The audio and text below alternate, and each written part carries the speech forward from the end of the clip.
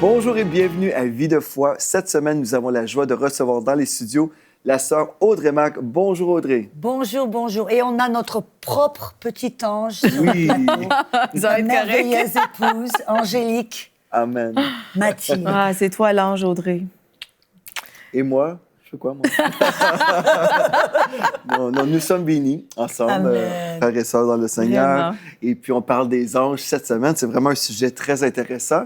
Et puis, je crois, à la maison, vous êtes en train d'apprendre des choses, certainement, à partir de la parole de Dieu et aussi avec les témoignages que notre sœur Audrey nous partage. Et aujourd'hui, on va poursuivre, en fait, des choses qu'on a mentionnées hier, vraiment, le ministère des anges envers nous, mais aussi envers Dieu. Il y a tellement de choses à dire. Hein? Oui. Puis quand on parle de ministère, Audrey, on parle d'un service, en fait. Oui. Des fois, les gens disent « Ah, moi, j'aspire au ministère. » En fait, on peut tous être dans le ministère, on peut juste servir. C'est exact. Mais les anges ont vraiment un appel particulier.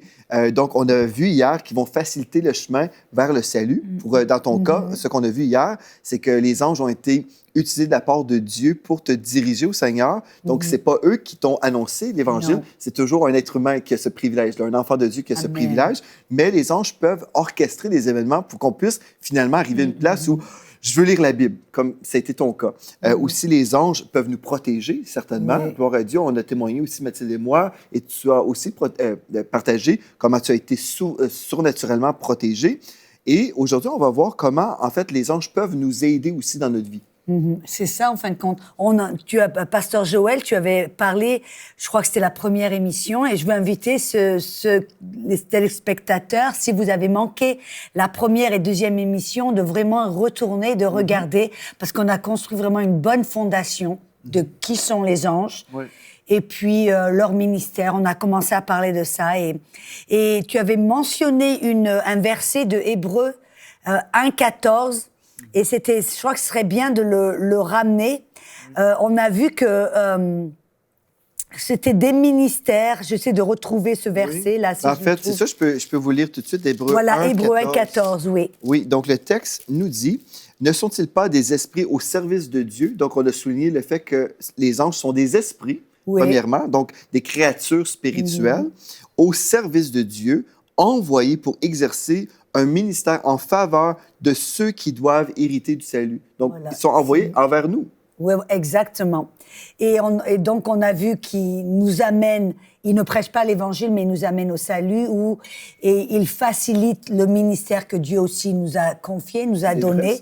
Et on a vu, hier, combien ils veulent nous protéger. Ils sont là, psaume 91. Oui. Mathilde, elle l'a partagé avec nous, ce psaume 91. Et je veux vraiment même rappeler ce que Mathilde, tu as partagé, qui était tellement puissant que tous les jours, toi-même, tu te rappelles de ce psaume. Tu l'as même mémorisé. Elle l'a retenu dans la mémoire. Pour garder cette conscience qu'on n'est pas tout seul. On n'a pas besoin d'avoir peur parce que Dieu a des anges. Et quelque chose qu'on a oublié de dire aussi qui est puissant, c'est que ces anges, on les a depuis la naissance. Dieu a assigné un ange. Et j'ai un verset là qui nous dit, c'est dans Matthieu 18, 10, Jésus a dit « Gardez-vous de mépriser un seul de ces petits, car je vous le dis que leurs anges dans les cieux sont toujours devant la face de Dieu. Et qu'on voit que depuis la naissance, depuis tout petit, Dieu, il a envoyé. Même des fois, j'ai entendu parler, on fait un petit détour là très vite, mais que des enfants, très souvent, ils voient des anges. Oui. Ils sont conscients, ils sont beaucoup plus conscients de cette présence. Et donc on a vu qu'ils sont là pour nous protéger. Ils sont là aussi pour nous aider, pour nous fortifier. Audrey, je vais juste interrompre 2 secondes. En fait, il y a des gens, des fois, qui ont dit « Est-ce que c'est vrai qu'on a vraiment un ange gardien? » J'ai entendu toutes sortes de commentaires, finalement.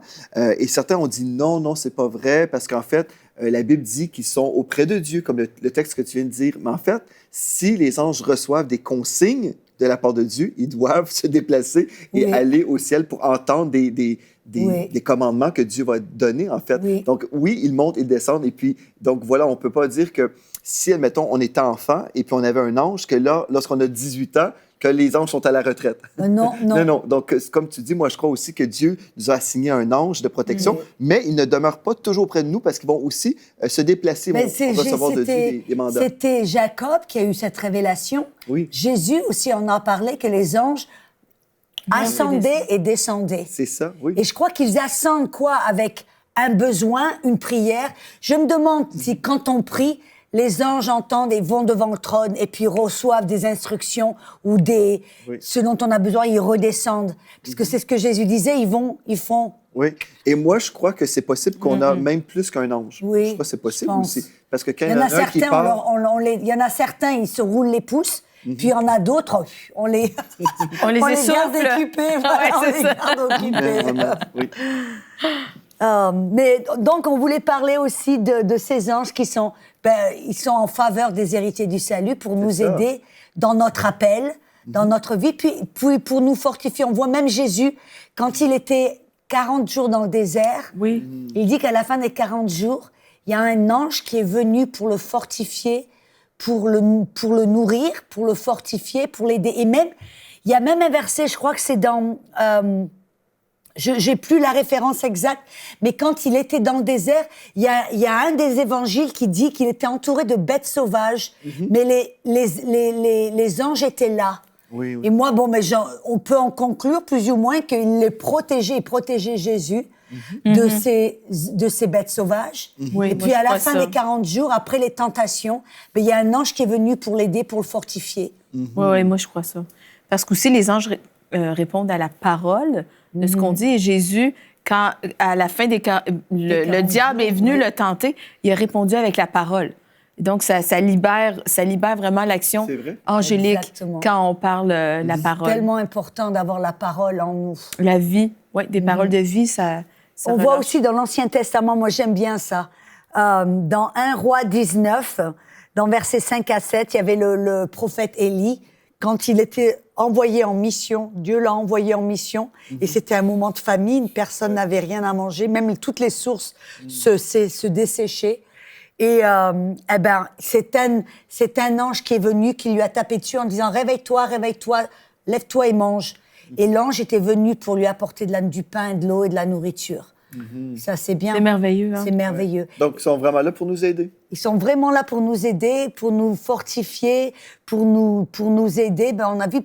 Et puis, ça me rappelle un témoignage. J'avais lu cette histoire, c'était pendant la Deuxième Guerre mondiale, en 1944. C'était la femme d'un pasteur. Et puis, bien sûr, pendant la Seconde Guerre mondiale, il n'y avait pas beaucoup de nourriture. Tout était rationné. Et puis, cette femme, elle avait plus à manger, puis elle avait ses enfants, puis elle avait prié. Elle avait dit, Seigneur, j'ai vraiment besoin de nourriture. Il faut vraiment. Et puis, elle avait, en fin de compte, par la foi, donné un peu sa liste d'épicerie, oui. Et puis, elle avait presque fini de parler, qu'elle entend toc, toc, toc, toc à la porte. Et puis, elle ouvre la porte et puis elle voit un monsieur qui dit « Madame, je suis venue pour vous apporter des trucs. » Puis, elle a donné un sac avec des provisions. Puis, elle dit « Oh, merci, merci. » Et puis, tu vois, elle était presque mi-étonnée. Et puis, elle est rentrée. Et puis, très vite, elle est sortie. Elle est allée à la fenêtre presque et ouvert la porte pour pouvoir dire au monsieur « Merci pour aider. » Et puis, l'homme... en quelques secondes, il avait disparu. Et puis elle regarde à la fenêtre pour voir il est dans la rue, puisqu'il aurait dû être là dans la rue, mais il n'y avait personne. Puis elle s'est dit, Et puis quand elle a regardé le sac de provisions et qu'elle a tout regardé, il y avait tout ce qu'elle avait sur sa liste de provisions, d'épicerie. Wow. Quand Dieu dit « Je ne te laisserai jamais, je ne t'abandonnerai point », bien vraiment, Dieu prend sa parole. Puis ça sert même des anges pour vraiment nous montrer qu'il est à nos côtés. Il est tellement bon. Pour pourvoir à tous nos besoins, nous protéger, nous garder.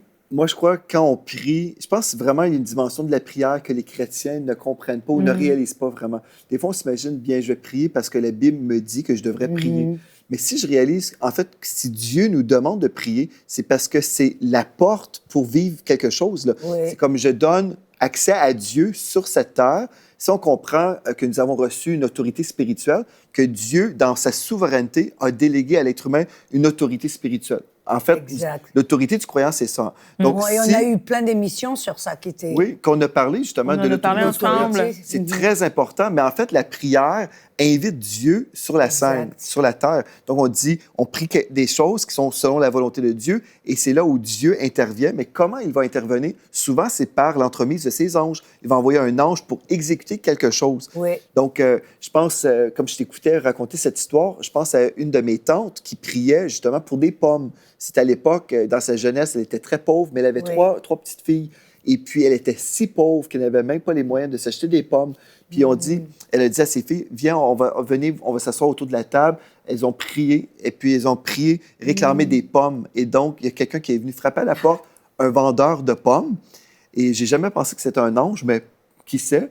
Mais c'est quelqu'un, finalement, qui a offert des pommes gratuitement à ma tante et à ses enfants. Combien de vendeurs vont frapper à la porte des gens pour donner des pommes gratuitement? Oui, c'est ça. C'est assez spécial. C'est comme tu te dis là, oui. Wow. Surtout quand tu viens de finir de prier, là, c'est... Donc, c'est vraiment surnaturel. On voit la main de Dieu, la provision de Dieu. Mais tout ça est possible quand nous prions. Mais c'est ça, la Bible dit, vous n'avez pas parce que vous ne demandez pas. Oui, Dieu sait nos besoins même avant qu'on les demande, mais ceci dit, il nous dit de demander. C'est ça.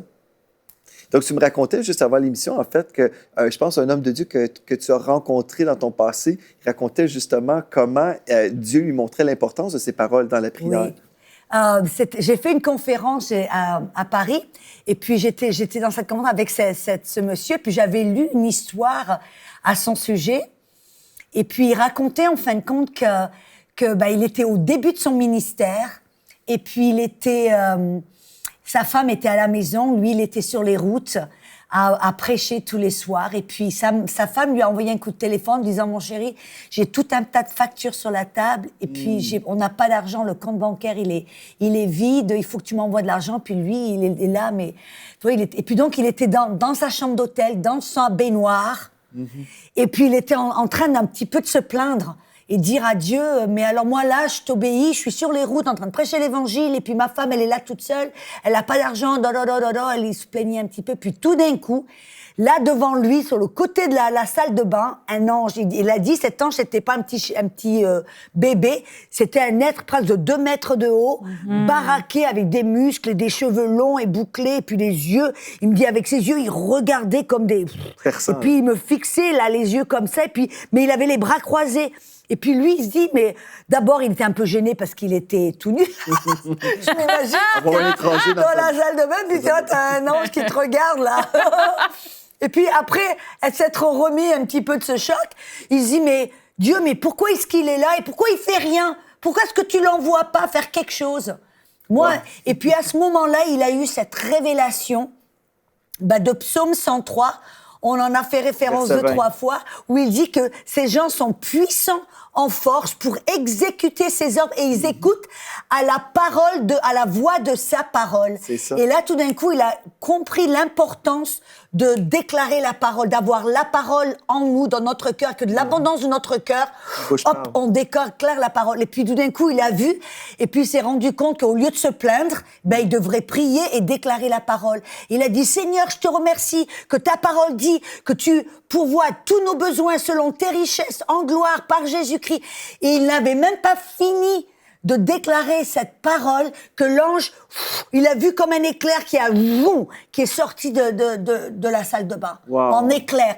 Et 2 jours plus tard, je crois que c'est à peu près 2 jours plus tard, ou le jour d'après, ou 2 jours plus tard, il a un coup de téléphone de sa femme qui dit, mon chéri, tu sauras jamais ce qui s'est passé. Elle dit, je suis allée à la boîte aux lettres et j'ai ouvert, et au lieu d'avoir plein de comptes et tout, et de factures, on a eu un chèque de quelqu'un, un donateur, qui nous a envoyé un chèque un super grand montant. Et puis, il y en a certains qui pourraient dire c'est une coïncidence. Ben, dis non, c'est ce que la parole dit. Moi, je vais dire, en fait, nos coïncidences. Je vais vous raconter mon témoignage rapidement. Là. Je l'ai déjà raconté à vie de foi, mais si on a des nouveaux téléspectateurs, gloire à Dieu, vous êtes là. Mais j'ai vu la provision de Dieu dans nos finances comme ça. Quand Mathilde et moi, on a quitté le monde de la télé pendant 3 mois avant le démarrage de l'Église, c'est 2 mois, 3 mois? C'est 3 mois. On était vraiment par la foi, on vivait par la foi. Vraiment, littéralement, pas comme souvent les gens disent, on vit par la foi, et puis ils en parlent à droite et à gauche. Ils ont 10 000 $ dans le compte. Ou ils parlent à droite et à gauche et ils disent aux gens, nous vivons par la foi, donc pitié. Nous, c'était pas ça. On venait de quitter le monde de la télé, on n'avait plus de salaire, on démarrait l'Église au mois de septembre, puis on a quitté au mois de juin. Donc, on avait ces 3 mois-là où on devait vivre par la foi. Mais là, ce qu'on a fait, on a déclaré la parole de Dieu. On a dit à personne qu'on était dans le besoin parce qu'on ne voulait pas avoir la charité de mes parents ou de nos amis. Et on déclarait justement le verset que tu as cité dans Philippiens, Jésus pourvoit tous nos besoins selon sa richesse avec gloire en Jésus-Christ. Donc, mon Dieu pourvoira tous nos besoins. On déclarait ça et puis, à toutes les semaines, on avait une provision surnaturelle. Mais moi, ce que je trouve le plus surnaturel de toute notre histoire, donc pendant 3 mois, on a eu une provision miraculeuse, toutes les semaines. Mais après les 3 mois, là, Audrey, ce que j'ai fait, j'ai pris le calcul de tous les montants qu'on avait reçus et c'était le même montant que je recevais lorsque je travaillais à la télévision. Le même montant identique. C'est comme si Dieu connaît à la scène la provision qu'on a besoin. Et puis, en tant que pasteur, je sais aussi que mon salaire était autorisé de Dieu. Parfait, parce que c'était le même montant.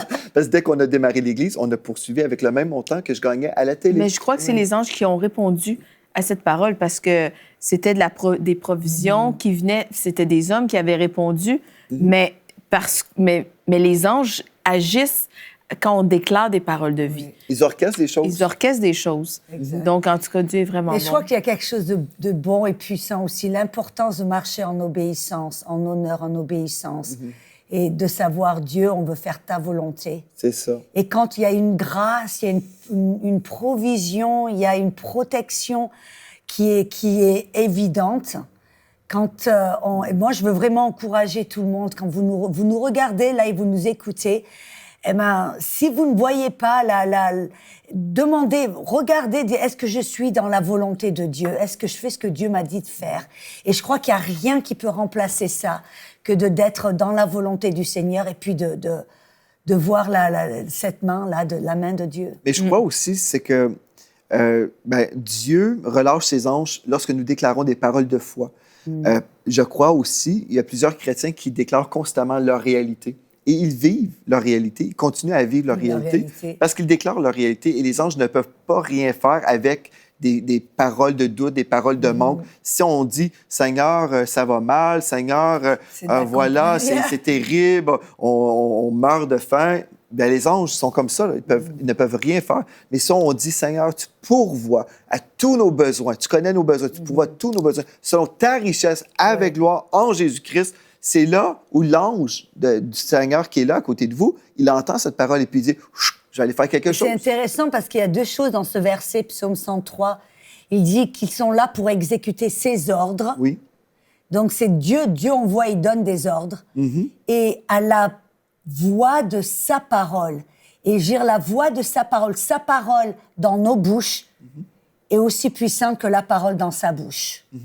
Et c'est la même chose, l'importance d'avoir la parole de Dieu dans nos cœurs et de pouvoir déclarer, comme tu dis, au lieu de se plaindre. Mais on voit cet ami, ce ministère que j'ai rencontré, il est en train de se plaindre, il n'y a rien qui se passait.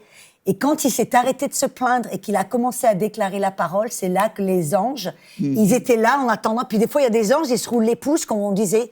Parce qu'ils sont là, ils sont là pour nous aider, ils sont là pour nous fortifier, ils sont là pour nous protéger, ils sont là. Mais ils attendent là des fois et puis ils se tournent les pouces parce qu'on ne leur donne pas de la substance. C'est ça. On ne leur donne pas la parole. C'est ça. Nos paroles, ce qui sort de notre bouche, ce sont des complaintes, c'est des médisances, de la complainte. On leur donne rien pour pouvoir faire quelque chose. Et puis on se plaint, on dit « Dieu, pourquoi tu fais rien ?» Et Dieu, en fin de compte, s'il pouvait il nous dire « Commencez à déclarer ma parole et puis j'aurai quelque chose avec lequel... quelque chose à faire. » Tu vois, ce que je pense en ce moment, là, nos paroles, en fait, ce sont comme des briques, si on veut. Si on veut bâtir notre vie, on peut bâtir notre vie par nos paroles. Des paroles de foi. C'est que si je déclare la foi, je déclare la provision, je déclare la bénédiction de Dieu, je suis en train de bâtir comme des briques ma vie. Mais je peux aussi déclarer toutes sortes de choses négatives, puis je suis en train de bâtir ma vie avec du négatif aussi. Je pense que c'est vraiment important qu'on réalise que le mot, c'est container en anglais. En français, chérie, c'est quoi? Un récipient. Un récipient. Un récipient. Une parole, c'est un récipient d'une provision. Un vase de... Oui. Qu'est-ce qu'on veut dans notre vie? Qu'est-ce oui. qu'on veut? La provision de Dieu ou notre réalité ou l'œuvre du diable? Si on s'accorde avec C'est Satan... intéressant quand même. Moi, ce qui me rappelle, là, j'en parle de temps en temps, mais c'est que nos paroles, on voit d'un côté, si on a des paroles remplies de foi et la parole de Dieu, ça attire les anges et ça leur permet de faire des choses. Mais de l'autre côté, on voit le peuple d'Israël, quand dans leur bouche, Ils murmuraient. se murmuraient, ils se plaignaient, ça a attiré les serpents. Et on sait dans la Bible, les serpents, eh ben, c'est un symbole pour l'ennemi, le diable, les démons, le malheur, toutes les œuvres du diable. Tout ce qu'on veut pas. Tout ce qui est Tout pas ce qu'on bien. veut pas. Alors on peut, ou alors par nos paroles, activer l'œuvre du malin, ou par nos paroles, activer...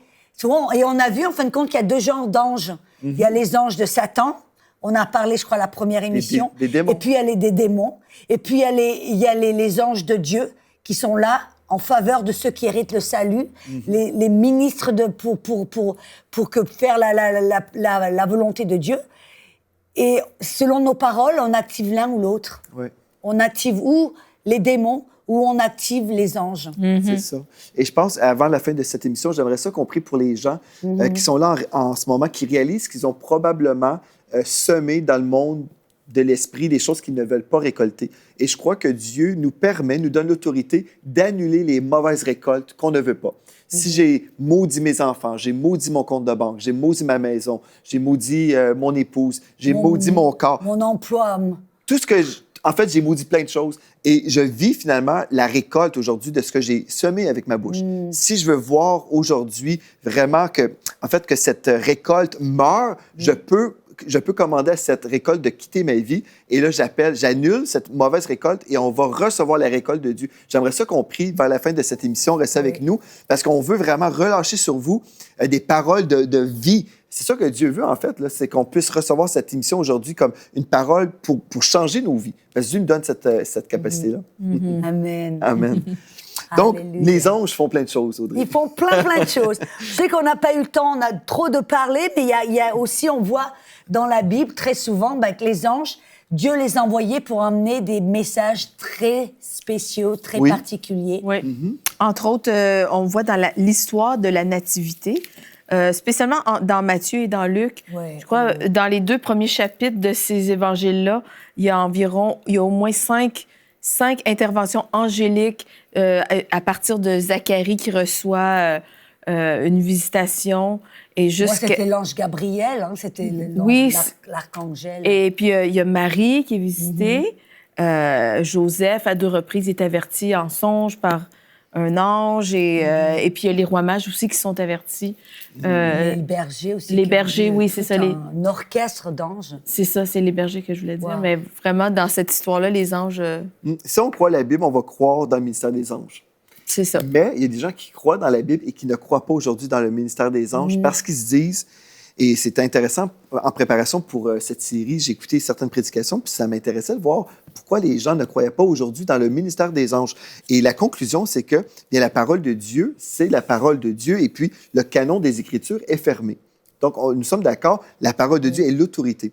Mais il y a certains commentateurs qui disent, en fait, si un ange arrive avec un message, bien, on est en train de dire que le canon des Écritures n'est pas fermé parce que là, on reçoit des révélations nouvelles. Donc, forcément, les dons du Saint-Esprit et toute révélation nouvelle sont impossibles, en fait, selon la volonté de Dieu. Et si un ange apparaît avec quelque chose, un message, c'est forcément un diable, un démon, en fait, parce que la Bible est fermée, le canon est complet.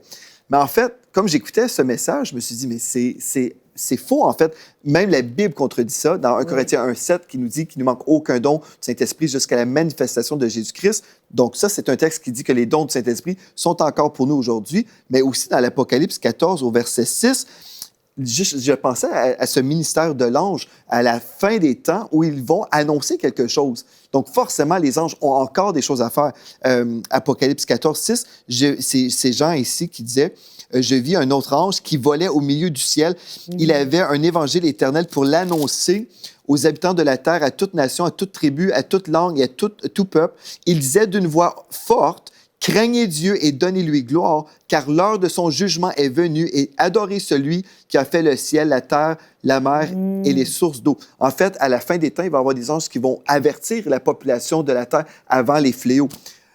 Donc, je me suis dit, si on dit que les anges n'ont plus de ministère aujourd'hui parce que le canon des Écritures est terminé, mais on fait quoi avec ce texte-là? Ouais, c'est ça. Donc, il y a des raisonnements humains, mais il y a la parole de Dieu qui est là, qui nous dit en fait que les anges sont des ministres de Dieu et ils sont des esprits au service du Seigneur, mais aussi au service des saints. Nous parlons à Dieu, Dieu entend et Dieu relâche, et les anges aussi entendent et ils sont relâchés aussi, comme ils entendent la parole de Dieu dans nos bouches. Donc, Audrey, est-ce que tu pourrais peut-être prier pour les gens à la maison aujourd'hui qui diraient: moi, j'ai semé plein de choses négatives. Je ne veux pas vivre cette récolte. Est-ce qu'on peut annuler tout ça? Et en fin de compte, il y a un verset qui me vient au cœur, c'est Ésaïe 54, verset 17, qui dit « Toute arme forgée contre toi ne prospérera pas, et toute parole qui a été élevée en jugement dans la derby contre toi, tu la condamneras. » Et on voit qu'il y a une corrélation ici, que les paroles prononcées en jugement peuvent devenir des âmes forgées. Mais on a le pouvoir d'annuler ces paroles, de condamner ces paroles, et c'est à nous de le faire. Et je voudrais prier maintenant pour toute personne. Vous dites, oui, moi, de ma bouche est sortie toute pleine de paroles qui ont bâti, en fin de compte, permis à l'ennemi de faire tout un tas de choses dans ma vie. Et je prie pour vous maintenant au nom de Jésus. Je prie que toute parole qui a été prononcée ou contre vous ou de votre bouche, qui ont été des armes forgées contre vous, qui ont créé certaines choses, qui ont libéré les démons pour faire tout un tas de mal dans votre vie et dans la vie de vos proches, j'annule ces paroles. Amen. Et je déclare maintenant que toutes ces semences de mort, toutes ces semences de pauvreté, toutes ces semences de confusion, de division et de haine, toutes ces semences, on les arrache de la terre et on prie au nom de Jésus. Seigneur, qu'on déclare vie sur votre vie. Amen. On déclare que maintenant vos yeux soient ouverts et que vous puissiez voir la vérité. Et je déclare au nom de Jésus que votre vie est bénie, votre compte bancaire est béni, votre famille est bénie, votre couple est béni.